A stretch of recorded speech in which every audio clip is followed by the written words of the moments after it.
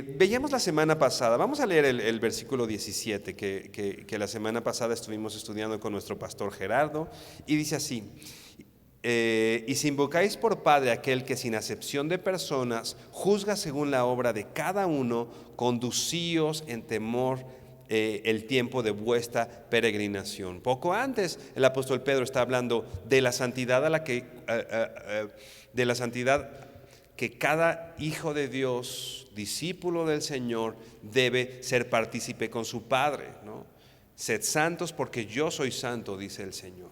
Y en este versículo 17 dice: si invocas al Padre de aquel que sin acepción de personas juzga la obra de cada uno, ¿no? Si nosotros vemos a nuestro Padre, que nuestro Padre juzga, dice en Hebreos, horrenda cosa es caer en manos de un Dios vivo, ¿no? Nosotros conocemos al Señor, nosotros sabemos quién es Él. Dice también ahí en Romanos: ustedes están hoy frente a la bondad y la severidad de Dios, ¿no? La severidad con aquellos que cayeron y la bondad para con nosotros. Nosotros estamos siendo partícipes de la bondad del Señor, pero eso no quiere decir que el Señor no juzgue también. Y ya que el Señor juzga y ya que el Señor es santo, nuestra respuesta a esto, como dice el versículo 17 que leíamos, es conducirnos en temor todo el tiempo de vuestra peregrinación. Esto no quiere decir que tenemos miedo, sino que el temor de Dios es la convicción de que el Señor me está viendo todo el tiempo, que el Señor está aquí presente, que cada actitud que yo tenga, que cada decisión que yo tome, el Señor la está viendo y el Señor ha de juzgar sobre esas decisiones, ¿no? Andar en el temor del Señor. Tenemos que vivir de una manera que corresponde a la santidad de Dios, nosotros como hijos del Señor. Ahora sí, dice el versículo 18. ¿Cuál es la motivación para vivir en esa santidad? ¿Cuál es la motivación para vivir una vida piadosa? El versículo 18 dice: sabiendo que fuisteis rescatados de vuestra vana manera de vivir, la cual recibiste de vuestros padres, no con cosas corruptibles como oro y plata. Tienes que conducirte en temor del Señor, tienes que conducirte de acuerdo a su santidad, pero con un conocimiento, el conocimiento de que tú fuiste rescatado, dice aquí, de tu manera de vivir, tu vana manera de vivir en la que vivíais en otros tiempos. Te voy a leer la Nueva Biblia de las Américas del mismo texto. Ustedes saben que no fueron redimidos de su vana manera de vivir, heredada de sus padres con cosas perecederas como oro y plata. Te leo la Nueva Biblia de las Américas para que podamos comparar o poner juntas la palabra. Dice la Reina Valera, que tenemos aquí enfrente: rescatados de vuestra vana manera de vivir. Y la Nueva Biblia de las Américas dice redimidos. O sea, la palabra que se ocupa aquí es redención. Rescate es un sinónimo, significan o pueden significar cosas similares. Entonces, como dice la Nueva Biblia de las Américas, ustedes sabemos que no fuimos redimidos por cosas perecederas, ¿no? Redimidos, redención. ¿Qué es la redención?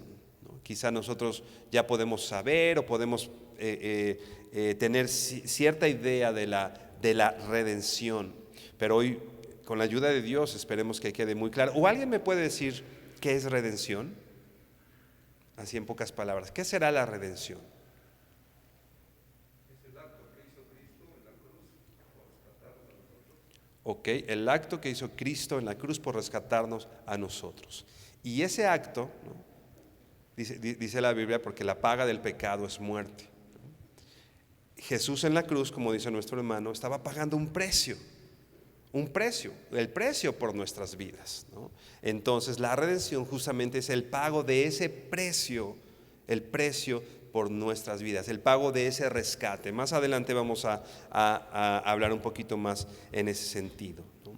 Pero quiero leerte las palabras de Thomas Watson, ¿no?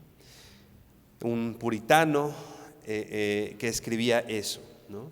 O dice: Thomas Watson observó correctamente que la obra de redención fue la obra más grandiosa de Dios. Y citando ya tal cual sus palabras, dice: grande fue la obra de la creación, pero más grande es la obra de la redención. ¿Por qué dice esto Thomas Watson? Porque dice: costó más redimirnos que crearnos. En la primera solo se necesitó hablar una palabra. En la otra hubo que derramar sangre. La creación no fue más que la obra de los dedos de Dios, de acuerdo al Salmo 8:3. La redención es la obra de su brazo. ¿Por qué dice Thomas Watson que es más costoso o más grandiosa la obra de la redención que la de la creación? Porque bueno, dice él, la creación solamente costó que el Señor hablara, ¿no? El Señor habló y fueron creadas todas las cosas. Pero para salvarnos, para pagar el precio por nuestras vidas, envió a su Hijo Jesucristo a morir. ¿Te das cuenta de la grandeza?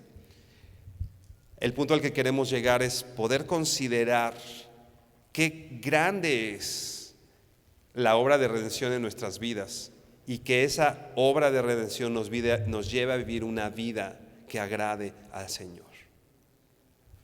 Como decíamos, la creación solamente costó la voz de Dios. Que bueno, es suficiente la voz de Dios. Imagínate la voz de Dios.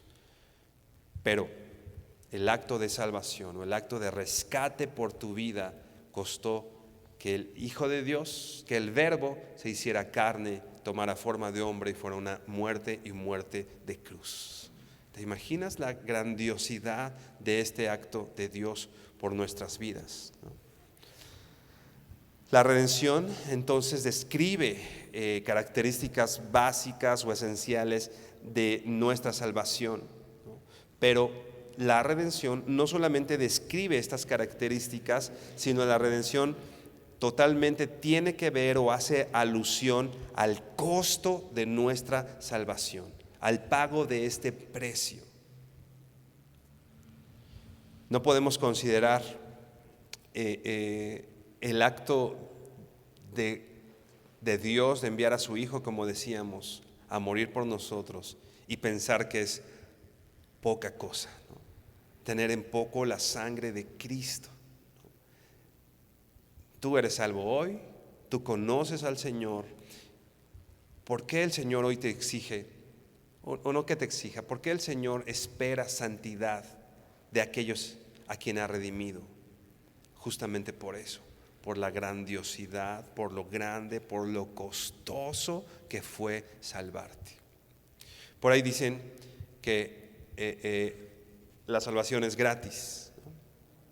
Y bueno, en algún sentido sí. Que nosotros no hayamos tenido que hacer nada para ser salvos no implica que haya sido gratis. El costo de la salvación fue alto. Fue la sangre de Cristo.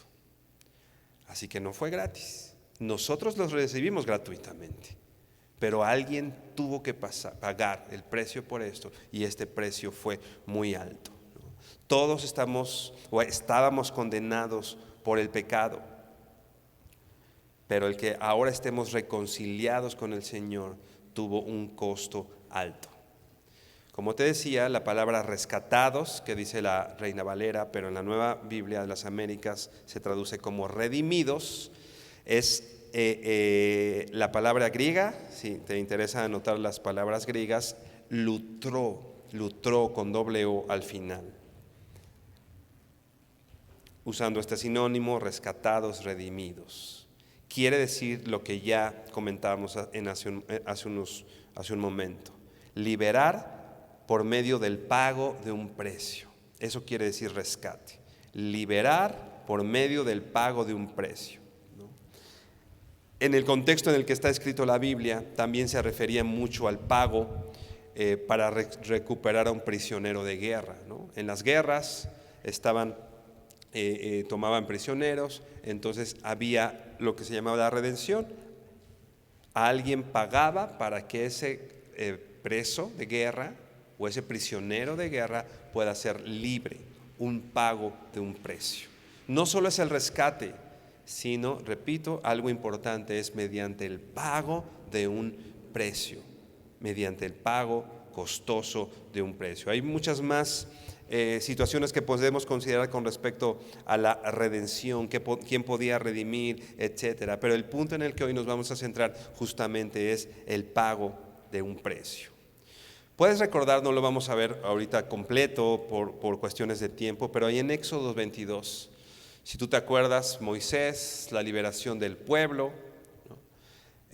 Las 10 plagas, Faraón no quiere dejar ir al pueblo, etcétera, la historia que tú conoces. Pero de pronto llega Moisés a hablar con Faraón y le dice que lo siguiente es que todos los hijos primogénitos iban a morir como un juicio de parte de Dios, ¿no? ¿Qué iba a pasar? Lo que Éxodo describe como el ángel de la muerte, que no es otra cosa que un ángel enviado por Dios para aplicar justicia. Eso era justo. La paga del pecado es muerte. Iba a venir la ira del Señor o la justicia del Señor sobre Egipto, sobre esas tierras, y todos los hijos primogénitos iban a morir. Pero ¿qué le dice Dios a Moisés?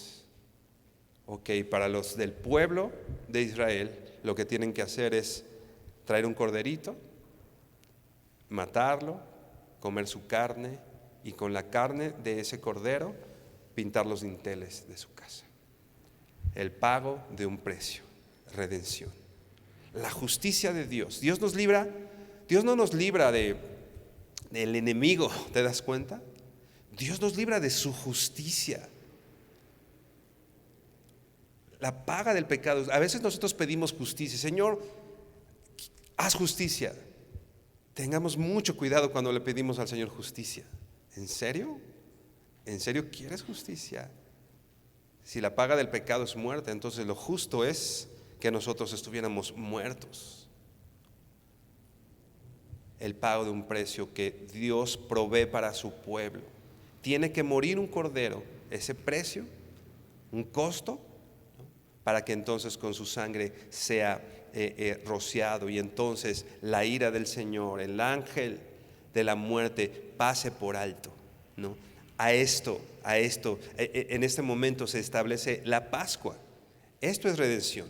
Y la Pascua, dice la Biblia también, que se iba a celebrar como un estatuto perpetuo, para que el pueblo siempre recordara que por el pago de un precio, ¿no?, ellos habían sido librados del ángel de la muerte. El pago de un precio. Después, más adelante, lo vamos a ver, quizá no con tanto detalle, pero más adelante la Biblia dice que ahora para nosotros quien pagó ese precio o el cordero de la Pascua es Cristo mismo, el cordero que con su sangre, el precio fue la sangre de Cristo para que nosotros seamos salvos. Ve por favor a primera carta a los Corintios 5, versículos 7 y 8. Primera los Corintios 5, 7 y 8. Te voy a leer la Nueva Traducción Viviente. Primera los Corintios 5, 7 y 8 en la Nueva Traducción Viviente. El apóstol Pablo está incluso llamándoles un poco la atención a la iglesia en Corinto, porque había un pecado en medio de la iglesia, y Pablo les dice que no hay alguien entre ustedes que pueda juzgar, ¿no?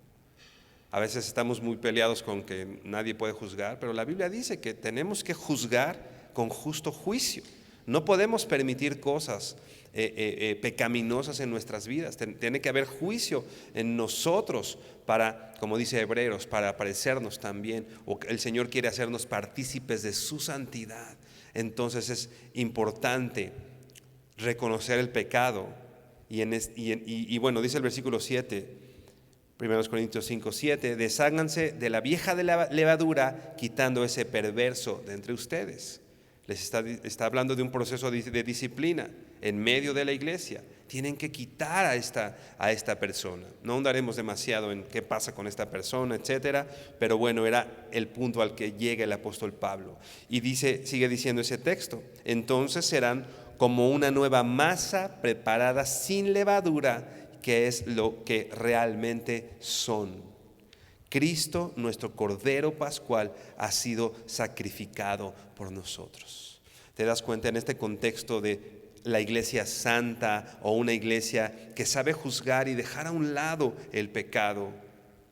Les recuerda que Cristo fue el Cordero de la Pascua que ha sido sacrificado por nosotros. Versículo 8, por lo tanto, celebremos el festival, dice esta versión, no con el viejo pan de perversidad y maldad, sino con un nuevo pan de sinceridad y verdad. Pablo trae a la mente de la iglesia en Corinto que el Cordero Pascual fue sacrificado por nosotros. Entonces celebremos no con maldad y perversidad, sino con verdad. Otra vez, el recordar el Cordero Pascual, el recordar el pago del precio, trae un fruto que es verdad, que haya verdad y santidad en medio de nosotros, como el apóstol Pablo buscaba santidad en medio de la iglesia en Corinto. El llamado que Dios nos hace, el llamado que Dios te hace a vivir una vida santa, una vida piadosa. Una vida piadosa es una vida que busca agradar al Señor. El llamado que Dios te hace tiene sentido a la luz del precio que se pagó por nuestra redención. Otra vez, el llamado a una vida piadosa tiene sentido a la luz del precio que se pagó por nuestra redención. Acuérdate, el apóstol Pedro está diciendo, tienes que vivir en una manera de vivir santa, tienes que vivir en temor del Señor. Y esto fue una exigencia demasiado grande para aquel que no conoce al Señor.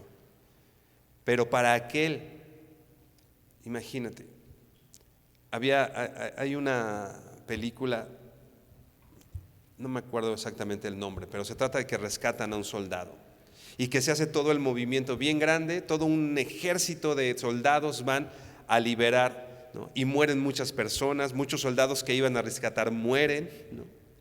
Y finalmente lo rescatan, ¿no? Y no se sabe mucho de ese soldado al que rescatan, ¿no? Solo se sabe de toda la situación que hubo para rescatarlo. Y al final, ya que viene rescatado, uno de los soldados que lo rescata le dice, no sé quién eres, pero ojalá tu vida valga todo lo que se hizo, ¿no? Ojalá lo que de ahora en adelante hagas, ¿no? Valga, ¿no? El precio de tanta sangre derramada para tu rescate, ¿no? Es lo que está diciendo aquí, ¿no?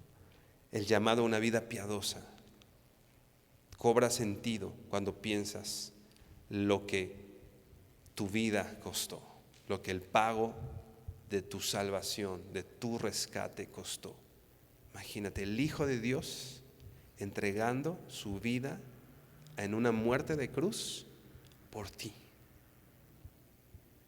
Hermano, si esto no te vuela la cabeza, ¿no? Dios enviando a su Hijo a morir por este vil pecador que estaba muerto en sus delitos y pecados. Romanos dice, apenas moriría alguien por algún justo, ¿no? Apenas alguien daría su vida por alguien justo. Pero hermano, yo no era justo. Y Cristo murió en la cruz por este vil pecador, por nosotros. Ahora, ¿cómo voy a vivir mi vida con esta información? ¿Tú eres un hijo de Dios por el cual Cristo dio su vida? ¿Cómo vas a vivir tu vida a partir de esta información que tienes? ¿Qué vas a hacer con esto? ¿Qué vas a traer a tu vida? La preciosa sangre de Jesús no nos salvó para que pudiéramos vivir como si nada. La preciosa sangre de Jesús, el costoso precio que fue la preciosa, como aquí lo dice, lo vamos a ver más adelante, que fue la sangre de Jesús, nos salvó para que viviéramos de una manera diferente, no como lo veníamos haciendo. Regresamos al versículo 18 de 1 de Pedro 1. Dice así: sabiendo que fuisteis rescatados. Ya vimos de qué se trata este rescate. No solo es alguien que va y te salva, sino que alguien paga un precio alto rescatados de vuestra vana manera de vivir, la cual recibiste de vuestros padres. Rescatados de vuestra vana manera de vivir. Una característica de aquellos que no han sido redimidos, una característica de aquellos que no conocen al Señor, es su vana manera de vivir. ¿Qué quiere decir vano? Vacío, superficial, que no tiene mayor trascendencia. El Señor nos rescató de esa vida. El Señor pagó un precio para que ya no vivamos esa vida vacía. Es lo que está diciendo aquí el texto. A veces pretendemos recibir los beneficios, ¿no?, de Dios.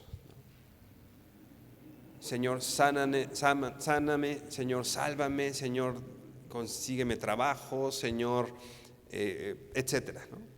Cosas que por supuesto le podemos pedir al Señor. No estoy diciendo que no le pidamos al Señor esas cosas.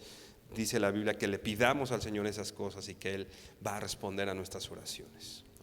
Pero a veces nosotros solamente pedimos todas esas cosas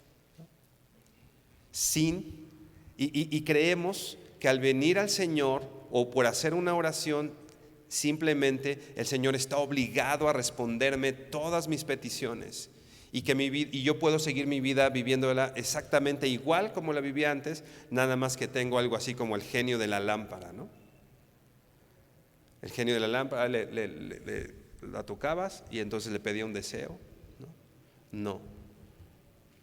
La salvación, la redención, no solo sí nos da todas estas grandísimas bendiciones, ¿no? Porque dice la Biblia que sí, que Dios nos bendice y Dios nos hace vivir una vida próspera, pero no solo eso. La gracia de Dios me transforma de manera que yo puedo vivir una vida que le agrade al Señor, una vida en respuesta al Señor. ¿Te das cuenta? No solo es para yo recibir cosas, no solo es para yo recibir una nueva chamba, no solo es para que Dios me sane, es para que mi vida, ¿no? Como hemos dicho aquí, el apóstol Pablo decía, yo me esfuerzo y trabajo más que todos, decía el apóstol Pablo, pero no yo, sino la gracia de Dios conmigo. ¿Para qué? Para que no se diga que la gracia del Señor ha sido en vano para conmigo. No hacemos obras, como decíamos hace ratito en la pregunta con respecto a los bautizos, no hacemos obras para ser salvos. El Señor nos salva solamente por un regalo que no merecemos. Dios nos da esa salvación, pero la evidencia de esa salvación son las obras. No para ser salvos, sino como una evidencia. El Señor nos rescató entonces de esa vana manera de vivir. Rescatados de eso. Vamos por favor a Mateo 16, capítulo desde el 24 al 26.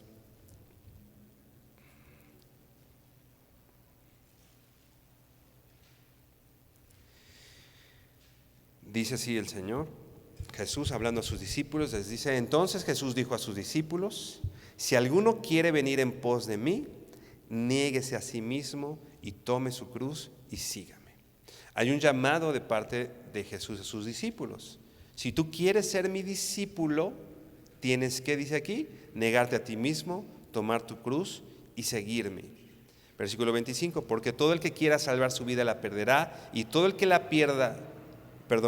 pierda su vida por causa de mí la hallará. Porque ¿qué aprovechará al hombre si ganare todo el mundo y perdiere su alma? ¿O qué recompensa dará el hombre por su alma? Le está diciendo a los discípulos: si tú eres mi discípulo, vivimos en una vida, dice aquí, negándonos a nosotros mismos, tomando nuestra cruz, y esto implica seguir a nuestro Maestro. Versículo 26. ¿Qué aprovecharás si ganas el mundo y pierdes tu alma? No hay ningún provecho en esto. Regresamos por favor a 1 de Pedro 1:18. Sabiendo que fuiste rescatados de vuestra vana manera de vivir, la cual recibisteis de vuestros padres, la cual recibisteis de nuestros padres. le está hablando principalmente a gente que por tradición venían el cumplimiento de la ley o creían que por obras o el cumplimiento de la ley ellos iban a ser salvos, ¿no?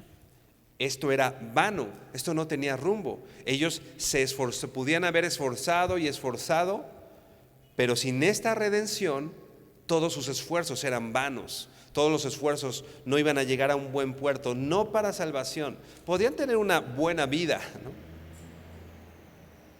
Pero el Señor no solo vino a la tierra a darnos una buena vida, ¿no?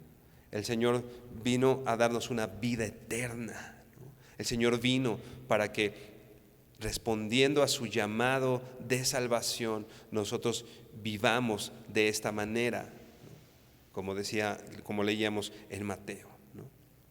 Entonces, te rescata de esa vida que no tiene rumbo, de esa vida vana, sabiendo que fuimos rescatados de eso. Dios nos rescató de esa vida. Déjame leerte la definición del diccionario Vine, un diccionario bíblico, de redención. Sé que ya vimos el concepto de redención, pero no quería dar esta definición sin antes no haber estudiado lo que hasta este punto hemos visto. Hay dos palabras que se traducen en la Biblia como rescate o redención. Una es la palabra griega exagorazo,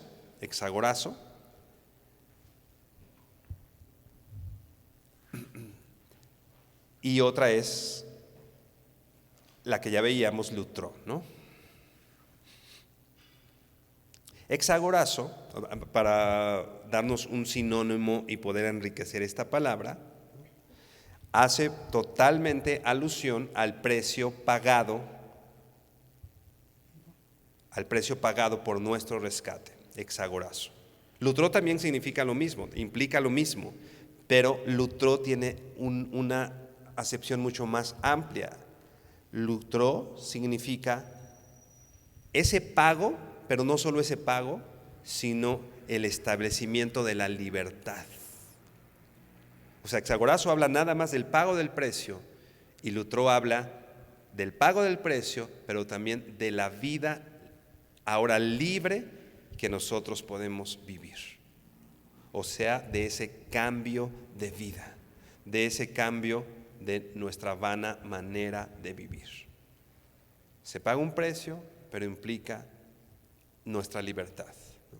Nuestra libertad. Y recuerda, nuestra libertad no es solo soy libre y eso se trata de no rendirle cuentas a nadie y vivir una vida como yo quiero. No, el Señor nos libera del pecado, pero dice también Romanos que una vez libertados del pecado, ahora somos siervos de la justicia. Ahora nuestra vida tiene este sentido, ¿no? Servir ahora al Señor, servir a la justicia. Vamos a recordar el versículo 17 que leíamos al principio, de ahí de 1 de Pedro 1. Y dice: y si invocáis por Padre aquel que sin acepción de personas juzga según la obra de cada uno, conducíos en temor todo el tiempo de vuestra peregrinación. La semana pasada lo estudiamos, ¿no? Como peregrinos y extranjeros, ¿no?, en esta tierra, yo me conduzco así. Pero finalmente el pastor Gerardo nos decía la semana pasada, pero finalmente sin descuidar, el Señor nos hizo nacer en esta tierra, nacer en esta época, nacer en medio de esta familia, ponerte en medio de este trabajo, ¿no? A Dios no se le fue eso. Dios tenía un propósito en que tú nacieras, como digo, en esta época, en este trabajo. Hay alguien, algún pastor le llama el mandato cultural, ¿no? Tomado ahí de Génesis 1:26, ¿no? Y los bendijo Dios y les dijo: fructificad, multiplicaos, llena la tierra y júzgala, ¿no? O sea, la responsabilidad que tenemos nosotros como hijos de Dios en medio de esta tierra, ¿no?, como peregrinos. Pero si el Señor nos redimió y nos sacó de una manera de vivir, es que para que nosotros llevemos esa vida y su mensaje, lo que decíamos hace ratito, las huellas de su obra, las huellas de su muerte también en todo lo que hacemos. Pero vivir sabiendo que somos redimidos de esta manera vacía en la que vivíamos antes, que no nos llevaba a nada. Una vez más, 1 de Pedro 1, vamos a leer otra vez el 18 y 19, para no olvidar el contexto. Sabiendo que fuiste rescatados de vuestra vana manera de vivir, la cual recibiste de vuestros padres, no con cosas corruptibles como oro y plata. O sea, el precio que se pagó no fue dinero, no fue oro y plata. Ayer estudiaba un texto de Cantares en el que dice, si supieran o si se enteraran que una persona da todos sus bienes por esto amor, lo juzgarían loco. En otro sentido, otra versión dirían que es ridículo. ¿De qué se trata eso? Está diciendo que si alguien intenta pagar con dinero el amor, es ridículo. El amor no se paga con dinero, ¿no? La redención y nuestra vida no pudo haber sido pagada de esa forma, con cosas corruptibles como oro y plata. El precio, imagínate todo el oro, imagínate toda la plata, el precio por tu vida fue mayor que el oro y la plata. ¿Cuál fue el precio? Versículo 19, sino con la sangre preciosa de Cristo. La sangre preciosa de Cristo. Lo que hemos dicho todo este tiempo. Dios vino a esta tierra, se hizo hombre como tú y como yo. Si eso no fuera suficiente, se hizo siervo, se hizo culpable por ti, se hizo culpable, tomó tus pecados y fue a una cruz. La sangre preciosa de amor.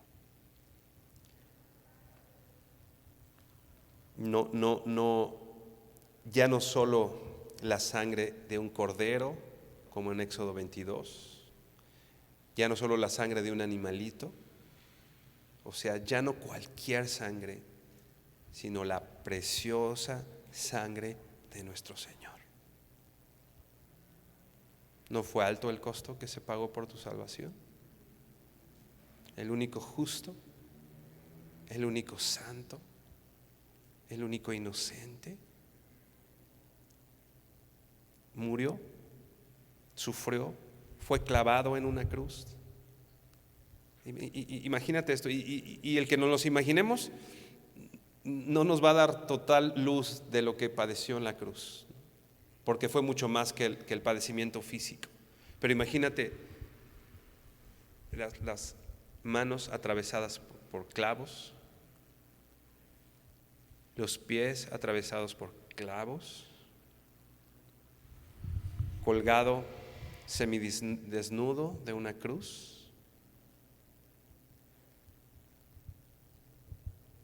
Y cada gota de su sangre fue derramada por ti. A veces le pedimos al Señor, Señor, no me siento amado. Yo imagino a Jesús en la cruz. ¿En serio? ¿En serio?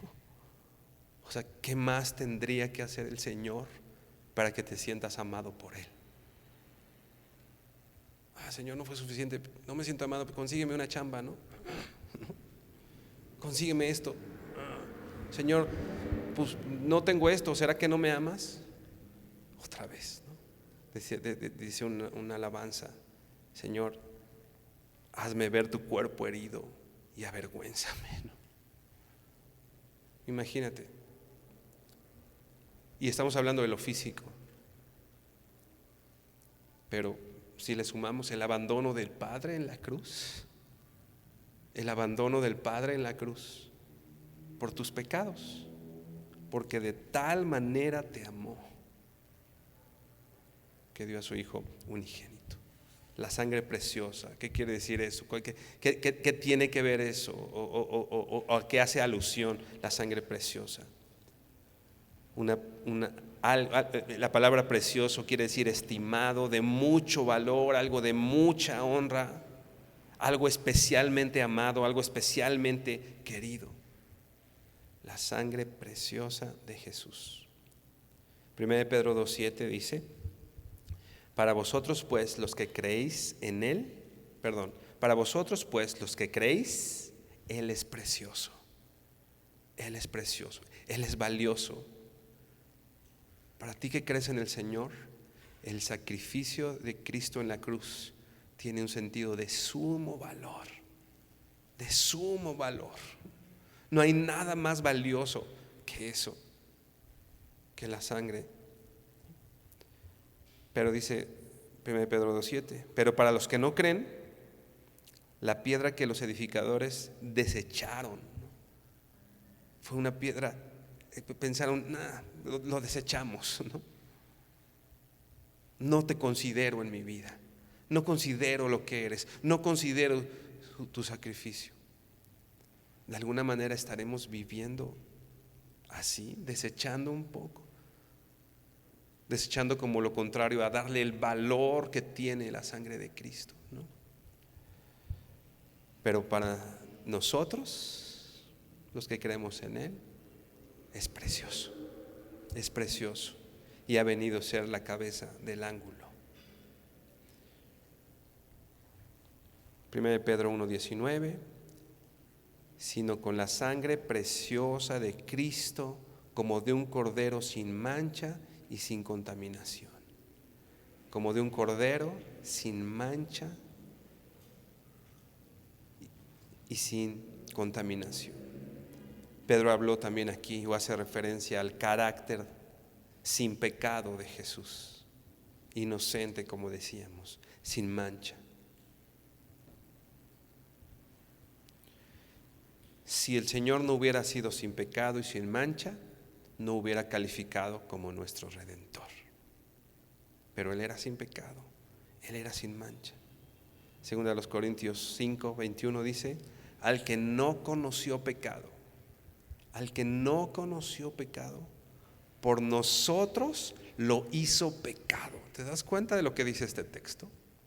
Al que no conoció pecado, no solo dice que cargó en Él los pecados, que lo hizo, pero dice aquí que lo hizo pecado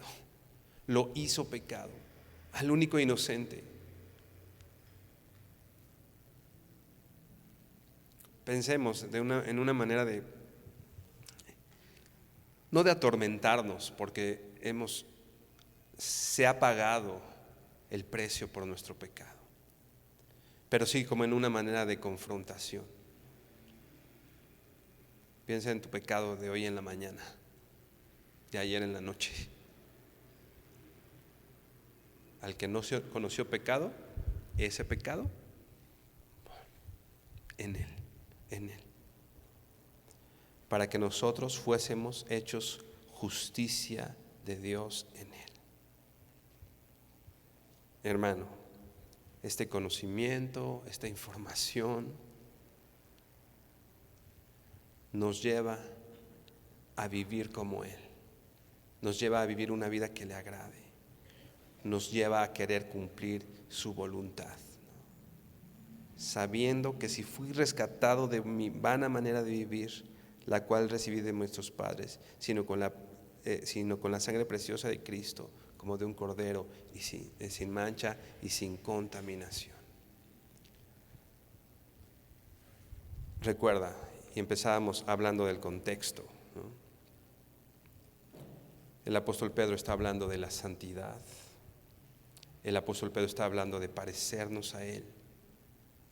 El apóstol Pedro está hablando de vivir una vida en temor, en el temor de Dios. Así que tú tienes hoy, hermano, tú que eres salvo y has sido redimido por el Señor,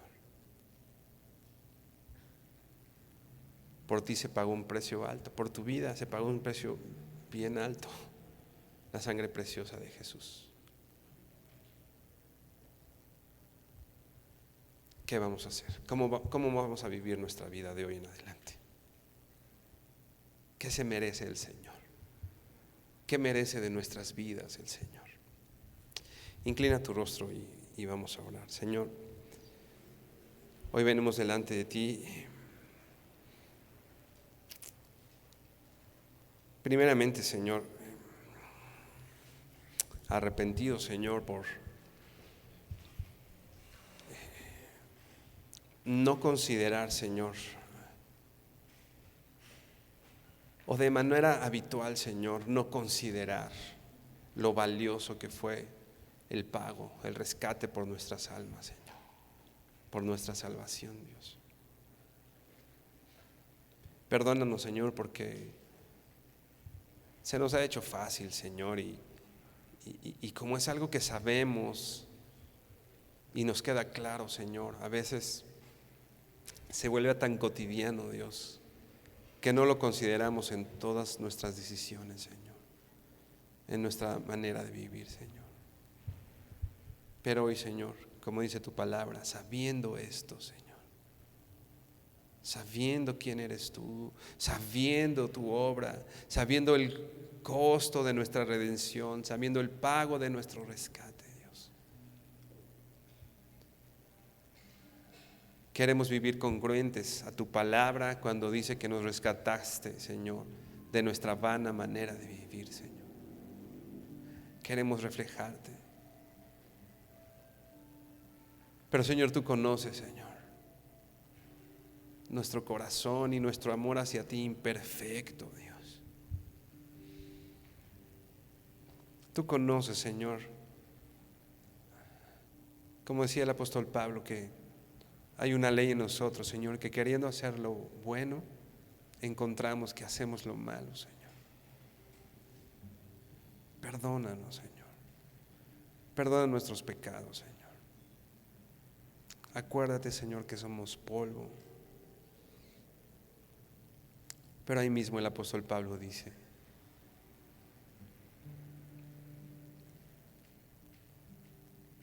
yo, Señor, vivo de acuerdo a esta ley que hay en mí, Señor, pero la respuesta está en Jesucristo. Así, Señor, que hoy no confiamos en nuestras fuerzas, Señor. No confiamos, Señor, en nuestra capacidad de decisión, en nuestra habilidad o en nuestra disciplina, Señor, sino en tu obra de gracia en la cruz, Señor, y en tu misericordia, Señor, la cual nos lleva a vivir arrepentidos, Padre. No queremos hacer hoy un compromiso, Señor, que probablemente mañana volvamos a incumplir, Señor.